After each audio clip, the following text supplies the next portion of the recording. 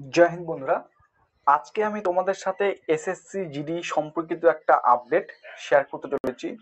যদি এই আপডেটটা তোমরা জেনে থাকো বা আগের থেকে পেয়ে থাকো, আমি তোমাদের বলবো তোমাদের এই মুহূর্তে ভিডিওটি দেখার প্রয়োজন নেই। কিন্তু যারা নতুন রয়েছো তারা যদি এই আপডেটটি না জেনে থাকো, অবশ্যই তোমরা ভিডিওটি শেষ পর্যন্ত দেখবে।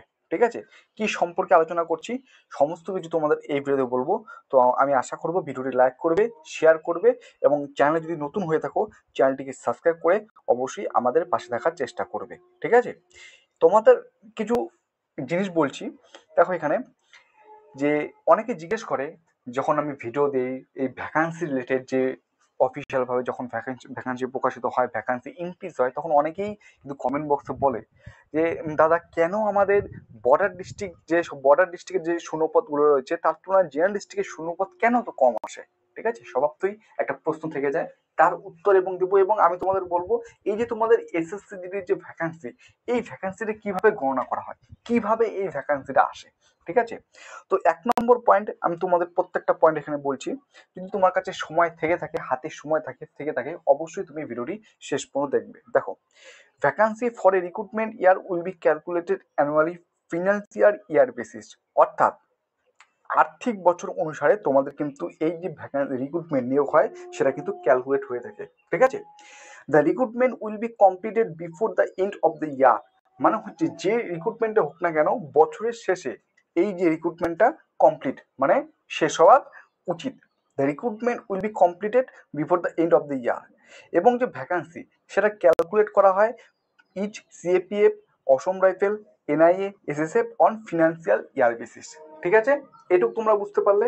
এবার তোমাদের সাথে কিছু গুরুত্বপূর্ণ পয়েন্ট বলবো। ঠিক আছে? খুব গুরুত্বপূর্ণ পয়েন্ট। দেখো, এ নাম্বারটা, vacancies in the existing battalion force including the one which remain unfilled in first recruitment। মানে বুঝছো?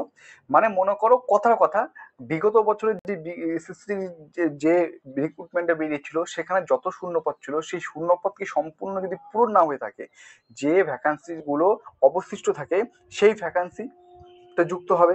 ঠিক আছে? 2 number, number of personal required for raising of new battalions as per schedule approved by MHA. তোমরা জানো কিছুদিন আগে একটা video করে তোমাদের বলছিলাম যে 16টি বিএসএফ বর্ডার সিকিউরিটি ফোর্সের 16টি নতুন ব্যাটালিয়ন উদ্বোধন হতে চলেছে এবং সেখানে 16টি ব্যাটালিয়ন উদ্বোধন হতে চলেছে এবং সেখানে প্রায় 17,000 কিন্তু আমাদের স্টাফ, জিডি বলো বা ট্রেসম্যান বলো, ঠিক আছে, নিয়োগ হতে চলেছে। এটা কিন্তু একদম সম্পূর্ণ লেটেস্ট আপডেট। সেই আপডেটটা কিন্তু আমি তোমাদের সাথে তুলে ধরেছিলাম। তো এখানেও কিন্তু এই জিনিসটা উল্লেখ করা রয়েছে যে number of personal required for raising of new battalions as per the schedule. ঠিক আছে? তারপরে দেখো, resulted vacancies extended likely to be arise during the year because of promotion in the ranks. মানে প্রমোশন যদি হয়ে থাকে সেক্ষেত্রে একটা শূন্যপদ ফাঁকা হয়ে থাকে। আশা করছি তোমরা সেটা প্রত্যেকেই জানো। তারপরে বলছে average of last 3 years recruitment during retirement during this year. অর্থাৎ প্রত্যেক বছর মানে কত সংখ্যক যারা বর্তমানে জব করছে তারা রিটায়ার্ড নিচ্ছে, তার যে 3 বছরের যে একটা এভারেজ সেটা কিন্তু এখানে বের করতে বলেছে। Average of last 3 years resignation, যারা রেজিগনেশন করেছে তাদের যে লাস্ট 3 বছর একটা এভারেজ সেটাও কিন্তু এখানে বের করতে হয়। ঠিক আছে? এর পাশাপাশি দেখতে পাচ্ছ average of last 3 years person candidate who have not join after the selection. অর্থাৎ সিলেকশন হওয়ার পরেও এমন কত সংখ্যক প্রার্থী রয়েছে যারা জয়েন করেনি, সেটা তোমাকে এভারেজ বের করতে হবে বিগত 3 বছরের, শেষ 3 বছরের। ঠিক আছে? ইত্যাদি ইত্যাদি। এইভাবে কিন্তু তোমাদের ভ্যাকান্সিগুলো এসে থাকে। তো এই জিনিসটা তোমরা স্পষ্ট করে বলে রাখলাম। এর মধ্যে যেটা আমাদের জন্য মোস্ট ইম্পর্টেন্ট, ঠিক আছে, যেটা আপকামিং ভ্যাকান্সির জন্য মোস্ট ইম্পর্টেন্ট, সেটা হচ্ছে আমাদের ক্ষেত্রে হচ্ছে পয়েন্ট নাম্বার বি। দেখো, number of personal required for raising of new ব্যাটালিয়ন্স। এটা হচ্ছে সবথেকে গুরুত্বপূর্ণ।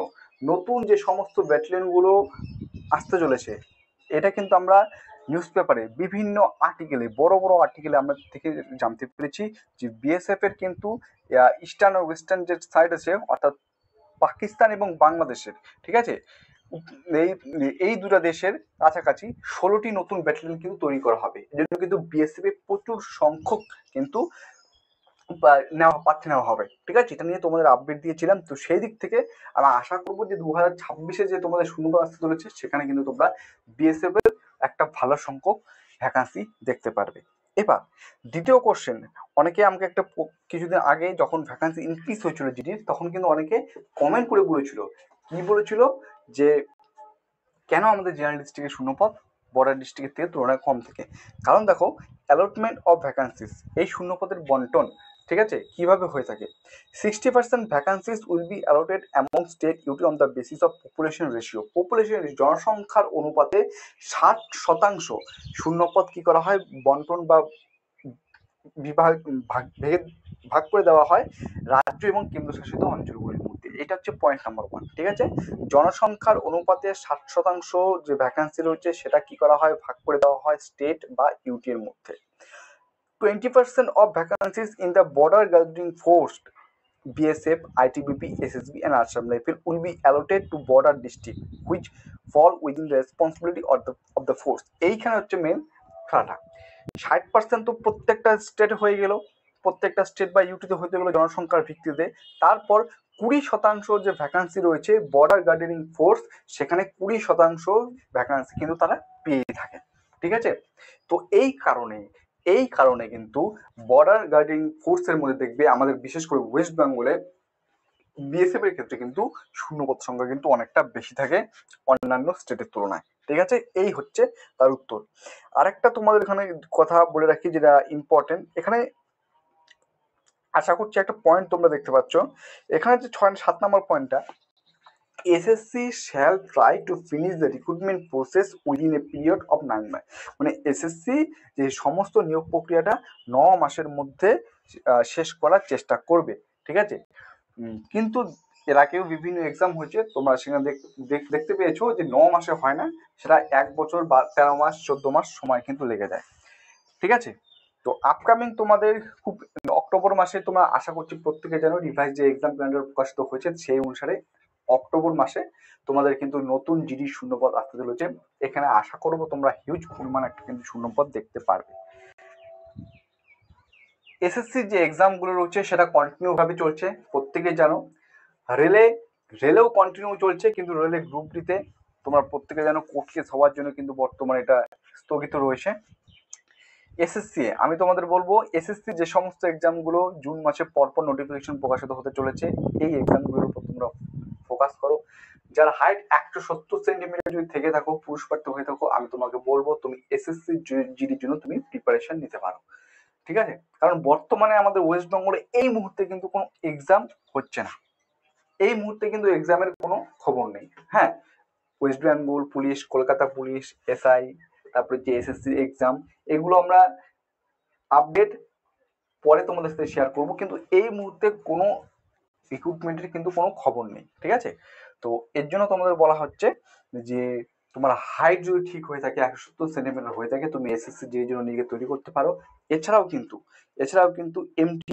এসএসসি এমটিএস এর নতুন শূন্যপদ আসবে, তুমি সিএইচএসএল এর জন্য নিজেকে তৈরি করতে পারো, তুমি সিজিএল এর জন্য নিজেকে তৈরি করতে পারো, ঠিক আছে। সিলেকশন পোস্ট ফেজ 13 আসতে চলেছে, তার জন্য তুমি নিজেকে তৈরি করতে পারো। এই সমস্ত এক্সামগুলোর জন্য তুমি নিজেকে তৈরি করো, ঠিক আছে। চলো, আর কলকাতা পুলিশের এক্সাম বা ডাব্লিউবিপি এক্সাম, এসআই এক্সাম, এগুলো কবে আসবে অবশ্যই তোমাদের সাথে আমি শেয়ার করবো। এই মুহূর্তে কোনো আপডেট নেই দেখে এই বিষয়ে কোনো আমি কিন্তু ভিডিও করছি না, আপডেট যখন পাবো অবশ্যই তোমাদের সাথে সেগুলো শেয়ার করবো। তোমরা এই সমস্ত এক্সামের জন্য নিজেকে তৈরি করতে থাকো ধীরে ধীরে, ঠিক আছে। চলো, ভিডিওটি যদি ভালো লাগে লাইক করবে, নতুন হয়ে থাকবে চ্যানেলটিকে সাবস্ক্রাইব করে পাঠার চেষ্টা করবে। জয় হিন্দ, জয় ভারত।